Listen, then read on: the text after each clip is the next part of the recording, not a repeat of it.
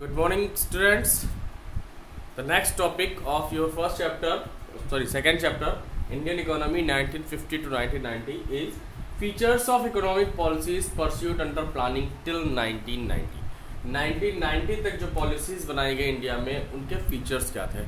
एक बहुत important point कि हम 1990 तक की बात क्यों कर रहे हैं। We are talking about till 1990 because after 1990 means in the year of 1991 there was a great shift in the policies of government की जो पॉलिसीज थी उनमें बहुत ज़्यादा चेंजेस हुए।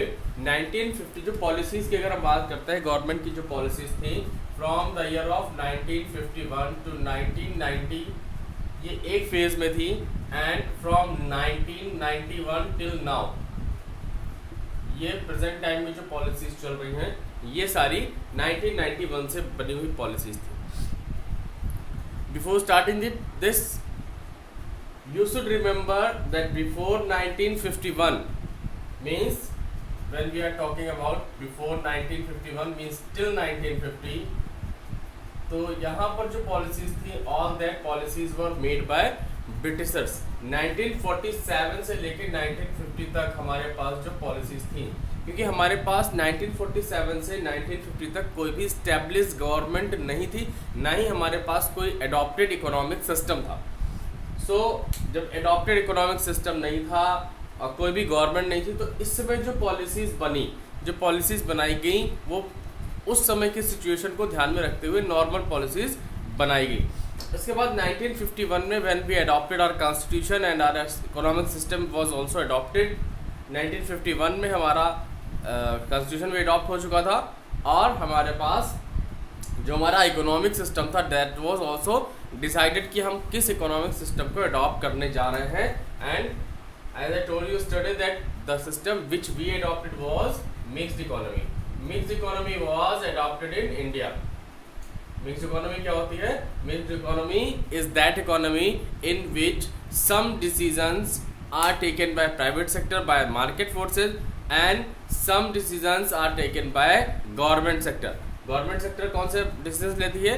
Government sector takes the decision which are beneficial for the society, for the public. Public welfare के जो decisions हैं वो उन गुड्स का प्रोडक्शन गवर्नमेंट सेक्टर में किया जाता है which goods are good for public welfare, and private sector में उन गुड्स का प्रोडक्शन किया जाता है which are there for making profit, जिससे प्रॉफिट को मेक किया जाए, प्रॉफिट बनाया जा सके। Now we are going to discuss about the features of economic policies under planning till 1990. The first one was heavy reliance on public sector.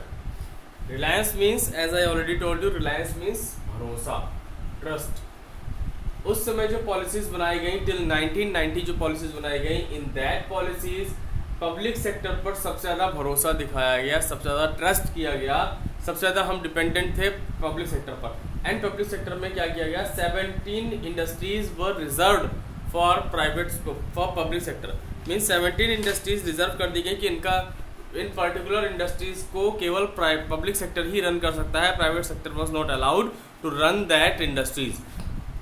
Next, regulated development of private sector. As we are mixed economy, तो public sector के साथ साथ हमें private sector की भी जरूरत थी, लेकिन प्राइवेट सेक्टर के लिए क्या किया गया? उसका जो डेवलपमेंट था उसको रेगुलेट कर दिया गया, उसको कंट्रोल में रखा गया, उसको रेगुलेशन के साथ में रखा गया। एंड फॉर दैट कुछ एक्ट बनाया गया, कुछ कानून बनाए गए जिनके थ्रू पब्लिक प्राइवेट सेक्टर का डेवलपमेंट हो सके। उनमें फर्स्ट था IDRA। IDRA means industrial development and regulation act 1948। 1948 में एक एक्ट बनाया गया, industrial development and regulation act, और इस एक्ट के थ्रू कोई भी प्राइवेट सेक्टर स्टैब्लिश नहीं कर सकता था without licence and registration. Without licence and registration no industries was allowed to set up in private sector. Private sector में कोई भी industry without licence and registration के स्टैब्लिश नहीं की जा सकती। इट वॉज अ रूल, ये रूल बना दिया गया with the help of IDRA। उसके बाद जो नेक्स्ट है MRTPA, it was monopolies and restrictive trade practice act in 1969। 1969 में एक एक्ट बना दिया गया, monopolies and restrictive trade practice act and इसके बेस पर कुछ रिस्ट्रिक्शंस लगाए गए कि जो भी एग्जिस्टिंग इंडस्ट्रीज थी प्राइवेट सेक्टर में, यहाँ पर लाइसेंस लेकर के कोई इंडस्ट्री इस्टेब्लिश की गई एंड यहाँ पर एक नया रूल बना दिया गया कि आपके पास जो भी इंडस्ट्रीज हैं आप उन इंडस्ट्रीज को विदाउट परमिशन एक्सटेंड नहीं कर सकते।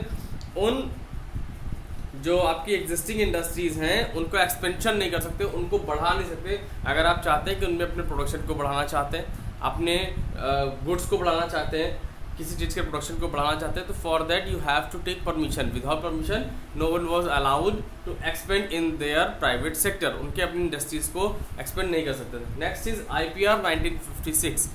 IPR means industrial policy resolution in 1956। इस पूरे टॉपिक को हम डिटेल में पढ़ेंगे अभी, क्योंकि it is one of the important topic in your syllabus this time. IPR 1956 okay. बता देते हैं इसके अकॉर्डिंग 3 कैटेगरी की इंडस्ट्रीज कर दी गई थी and industries were divided into 3 categories. Next was protection of small scale industries. Small scale industries को protect करने के लिए, स्मॉल स्केल इंडस्ट्रीज कौन सी इंडस्ट्रीज होती थी?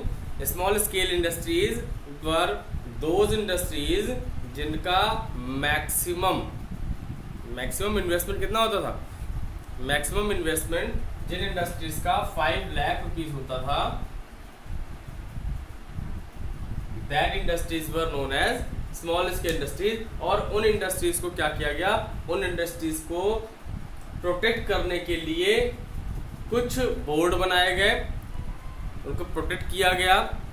कैसे प्रोटेक्ट किया गया? हैंडलूम बोर्ड, सेल्फ बोर्ड और इस तरीके से बहुत सारे और भी बोर्ड बनाए गए जिनसे कि उन इंडस्ट्रीज को प्रोटेक्ट किया गया ताकि वो इंडस्ट्रीज आसानी से रन कर सके।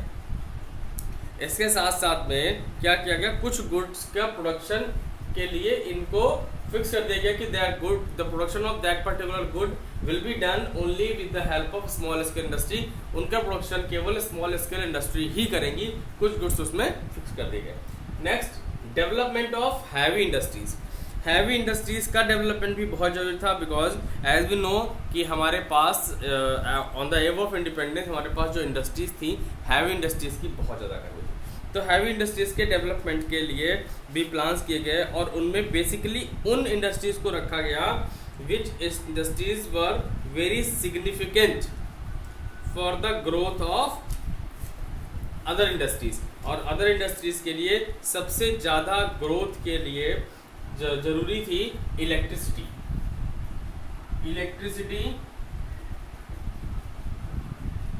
And engineering goods. ये 2 चीजें बहुत ज्यादा इंपॉर्टेंट थी, इंजीनियरिंग गुड्स एंड इलेक्ट्रिसिटी और इंजीनियरिंग गुड्स के साथ साथ में एक और इंडस्ट्री थी जिसका बहुत ज़्यादा इंपॉर्टेंस थी इंडस्ट्रीज को डेवलप करने के लिए, and that was iron and steel industry. तो इन इंडस्ट्रीज पे फोकस किया गया, इन इंडस्ट्रीज को डेवलप करने के लिए भी प्लान्स बनाए गए। Focus on saving and investment. Saving and investment are basically known as the key determinants of economic growth. किसी भी इकोनॉमी की ग्रोथ के लिए सेविंग और इन्वेस्टमेंट बहुत ही इंपॉर्टेंट रोल प्ले करते हैं। अगर सेविंग के लिए उसमें क्या किया गया? सेविंग को प्रमोट किया गया कि लोग ज़्यादा से ज़्यादा सेव करें, एंड जो इन्वेस्टमेंट था इन्वेस्टमेंट को कम कर देगा। सेविंग कौन करता है? सेविंग करती public sector, public, and investment is done in the industries. Okay, that's all. अब इसके आगे के टॉपिक नेक्स्ट वीडियो में।